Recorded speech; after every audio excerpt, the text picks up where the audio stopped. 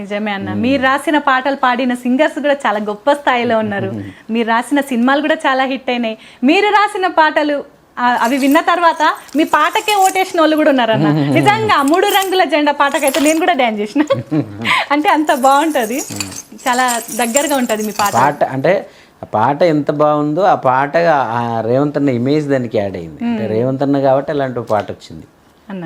రెండు దాంట్లో ఏది మనం తీసేయలేం. అవునన్న, మీరు రాసిండ్రు పాడిండ్రు, నల్గొండ గద్దరన్న పాడిండ్రు, మీరు రాసిండ్రు. సరే అన్న, అదే పాట మీ గొంతులో వినాలని ఉందన్న. మన రేవంత్ అన్న గెలిపించిన పాట ఎందుకులే, మనల్ని పాపం అందరు ప్రేమిస్తూ ఉంటారు. ఆ పార్టీ ఈ పార్టీ అందరు ఉంటారు. అప్పుడు ఆ పార్టీ అదేదో ఆ టైంకి చేసిన అన్న. అన్న ఏమన్నారన్న రేవంత్ అన్న సార్? రేవంత్ అన్నతో 3 రంగుల జెండాతో మొదలైంది కాదు మా ప్రయాణం. 10 ఏళ్ల క్రితమే 2015లో తెలంగాణ పులిబిడ్డ అన్న పాట చేశాం కదా. అప్పటి నుంచి ఆయనకు సెంటిమెంట్, ఏదైనా ఒక కార్యక్రమం మొదలు పెట్టినప్పుడు చరణ్ చిన్నిని పిలువండి పాట చేస్తాడు, చేస్తూ ఒక పర్సనల్ బంధం, అది నా పార్టీకి సంబంధం లేదు అది. అన్న